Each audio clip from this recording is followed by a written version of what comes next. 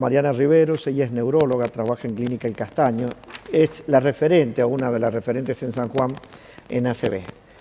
Y a raíz de lo que pasó con Alejandra Locomotora Olivera, que falleció ayer, queríamos hablar con ella precisamente de este problema que afecta a más gente de la que por ahí uno cree.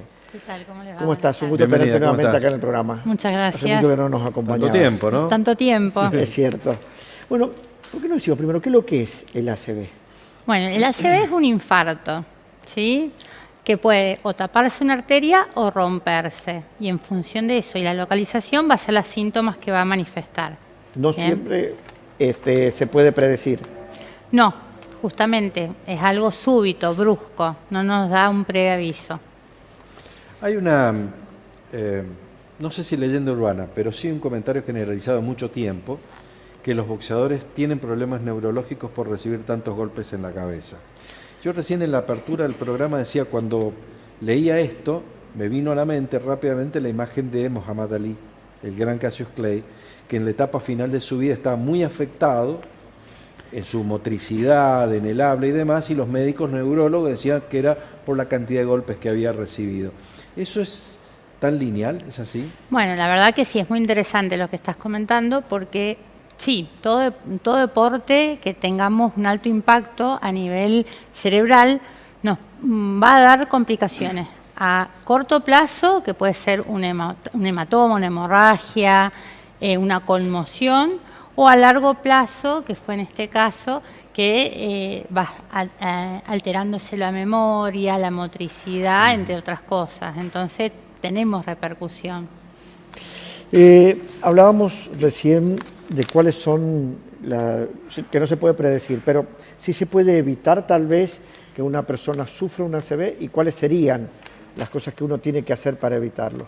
Se puede prevenir. Es como cualquier enfermedad vascular. Nosotros vamos de la mano mucho con las campañas de cardiovasculares. Sabemos que cualquier patología que nos va a predisponer a esto, ya sea la hipertensión, el sobrepeso, la diabetes, las arritmias, nos van a predisponer a padecer enfermedades arteriales que nos van a llevar a esto. Entonces, cuidándonos en estos aspectos, prevenimos o tenemos menos riesgo de padecer un infarto cerebral, un ACV. ¿El ACV se verifica más en determinado rango etario o no? Uno tiende a pensarlo en las personas de mayor edad. Es más frecuente, hablamos de adulto mayor después de los 55 años, pero no quiere decir que un paciente joven o un niño no pueda tenerlo. La causa va a ser distinta, ¿bien? Pero a nivel mundial sabemos que el ACV en el adulto mayor, o sea, más de 55 años, es la primera causa de discapacidad y entre la tercera y la cuarta de mortalidad. Se habla de que hay personas que sufren pequeños ACV que a veces ni lo perciben, sino a través de estudios posteriores. Y hay otros que en cambio son ataques masivos. ¿De qué depende la gravedad de este ACV? Y el ACV, el infarto isquémico, ¿no? Hablando más específico, sí. Son lesiones que pueden ser lacunares o pequeñas, en aquel paciente hipertenso, diabético, que a lo mejor nos dejó una pequeña secuela o incluso hasta rehabilitando queda como imperceptible y solo el paciente se da cuenta. O ya cuando tenemos un infarto de un gran vaso, se tapa una arteria grande y la lesión es bien extensa, es donde tenemos un paciente con más secuelas y con más deterioro. ¿Cuáles son las posibilidades de sobrevida de una persona que tiene un ataque masivo? El ACV maligno es, le llamamos nosotros a un infarto extenso donde compromete más de un 40% de un área irrigada en el cerebro. Tiene una alta tasa de mortalidad, más del 80%, o sea que es un paciente que sabemos que está grave y que si sobrevive las secuelas van a ser muy grandes. En el caso de Alejandra Olivera, los médicos que la asistían habían señalado que iba a tener secuelas y que había, digamos, referían el lado izquierdo, que iba a perder movilidad en el lado izquierdo, y siempre agregaban que estaba en un estado crítico. ¿Estamos hablando de ese tipo de infarto cerebral, de este tipo de ACV? Exacto, este tipo de ACV que incluso ella necesitó una intervención quirúrgica para descomprimir, porque cuando tenemos un infarto maligno en donde hay tanto edema, tanta zona inflamada y que puede llegar a comprimir áreas vitales. Necesitamos sacar parte del hueso para que eso expanda y desinflame. Ayuda a esa situación que es de mucha gravedad. ¿Y el rango de supervivencia a esa situación? La verdad que es bajo. Es bajo. ¿Y depende de la condición clínica general de ese paciente o solamente de cómo reacciona a esa lesión? Es muy buena la pregunta porque vos decís, che, una paciente joven, deportista, sana. Estado atlético. El infarto fue grande, ya era un ACV maligno y que fue evolucionando con todas sus complicaciones. Entonces, realmente teníamos un paciente grave, independiente de su estado previo. Me llamó la atención que 24 horas antes parecía que tenía una mejora o una recuperación. ¿Esto es común? Mira, suelen preguntar mucho y la verdad que no hay una bibliografía que uno se pueda apoyar en esto.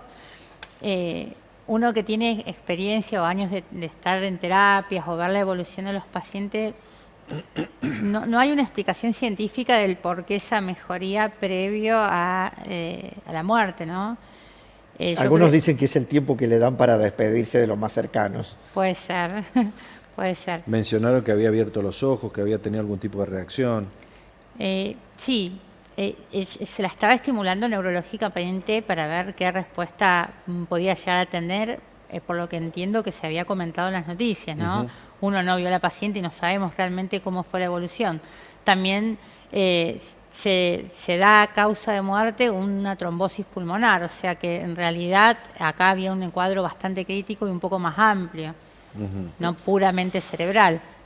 Hay otra mención que se hace, no sé si este caso, pero sí para determinados deportistas o deportes, con la sobreutilización de anabólicos. Y he leído algunas noticias de publicaciones de Estados Unidos y de Europa también, que el anabólico podría generar reacciones cerebrales de ese tipo. ¿Puede ser?